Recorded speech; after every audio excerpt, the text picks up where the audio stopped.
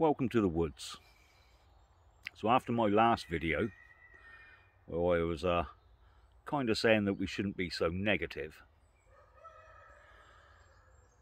I thought I'd give you another Sunday story. Something that might raise a smile. When I was building the cabin here, I did most of the work myself. Now, I'm not a builder, I'm not an electrician, and I'm not a plumber. So I had to learn how to do these things as I was doing them. And most of it turned out pretty well.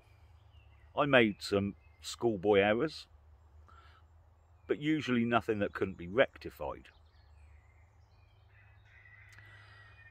And the plumbing was actually surprisingly simple. Since the move away from copper pipes to the plastic pipes and the push fit connectors, if any of you have ever done any sort of home plumbing, you'll know what I mean.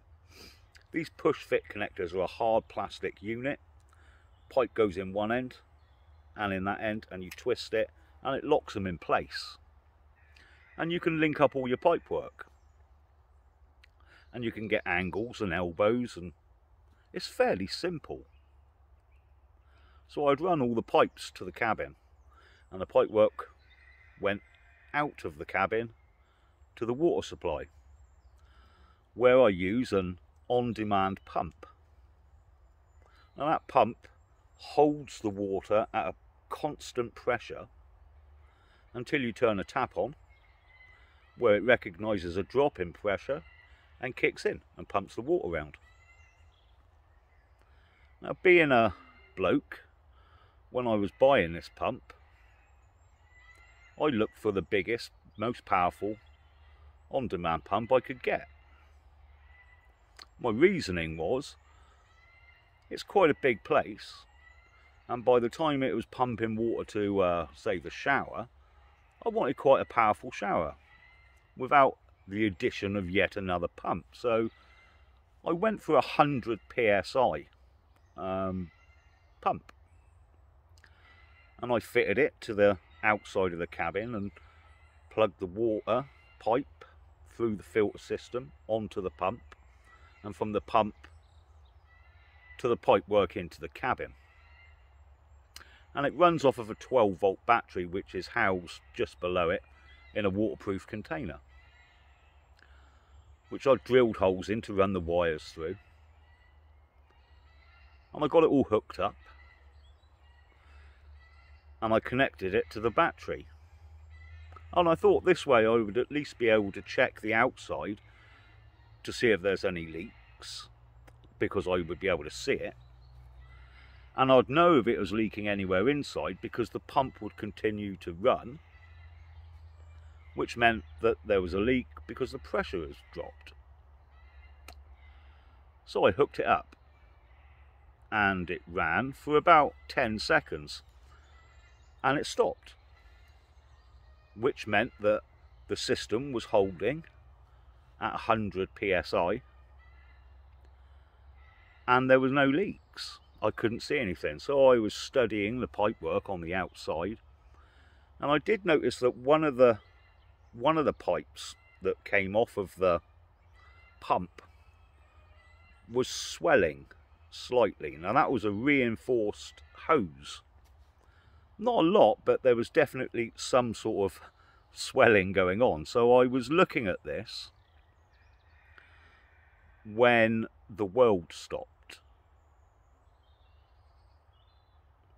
Well, the world didn't actually stop, but my world did. Because as I was looking at this pipe, there was a huge explosion. And one of the plastic push fit connectors actually ruptured, broke in half. Half of it hit me in the chest, which knocked the wind out of me. The other half whizzed past my ear about 80 yards into the woods, bouncing off a tree. leaving the pipe to act like a demented serpent, whipping around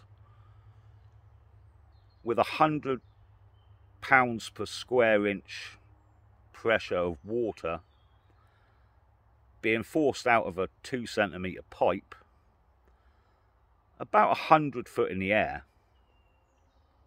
Now, being in shock, clutching my chest, trying to regain my breath,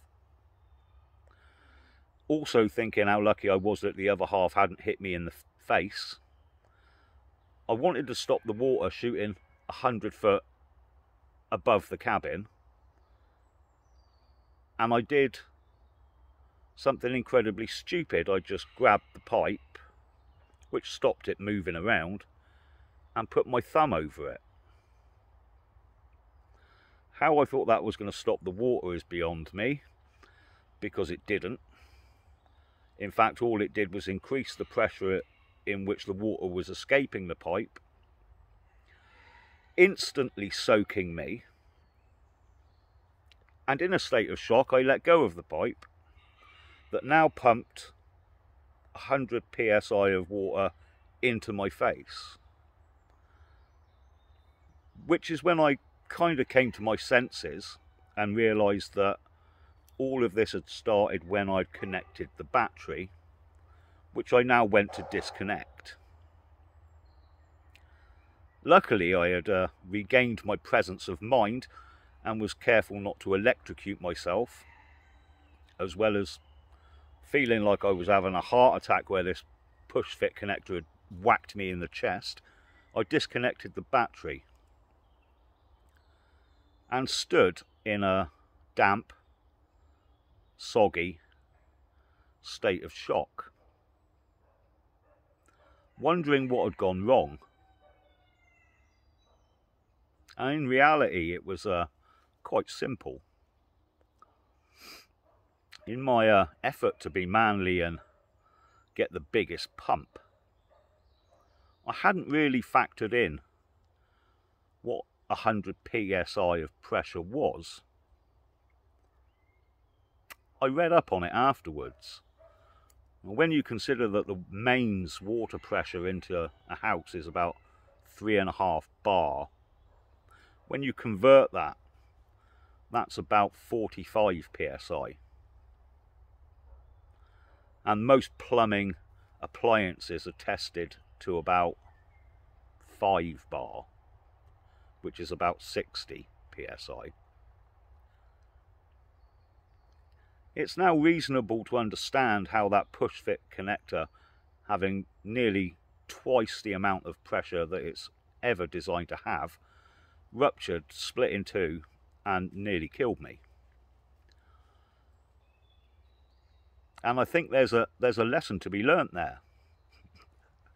First one being, read up on stuff before you do it.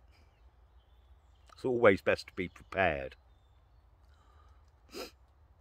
The second point is, don't try to stop 100 psi of water coming out of a pipe with your thumb. It doesn't work. You're going to get very wet.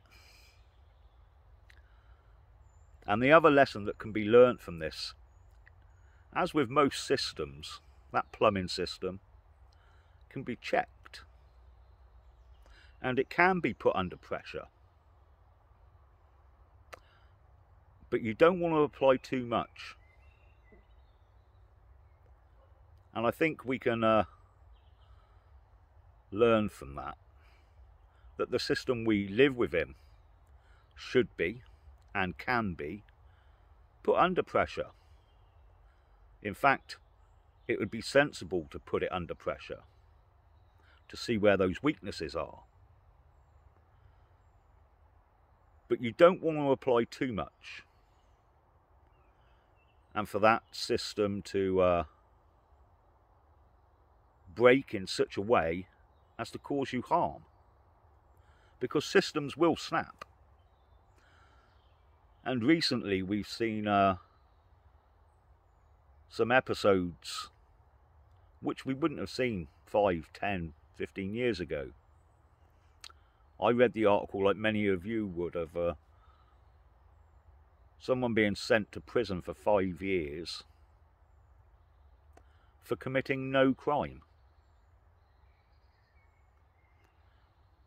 The judge even at sentencing saying that as much as the books he had in his possession and his political beliefs weren't a crime, weren't illegal and weren't banned, that together they gave him reason to believe that he could possibly someday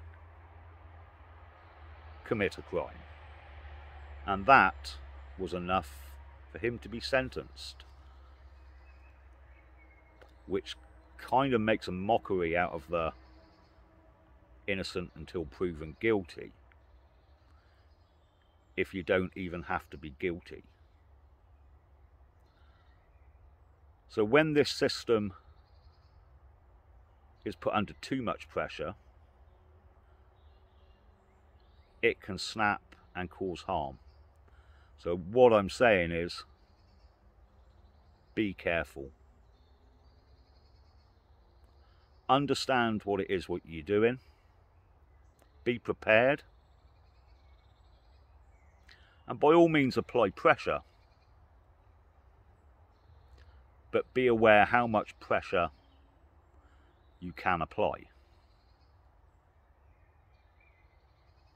Because you don't want to be standing there in a state of shock, clutching your chest, and lucky to still have your head on your shoulders. Anyway, you lot, have a good day. I hope you've had a good weekend. I'll see you soon.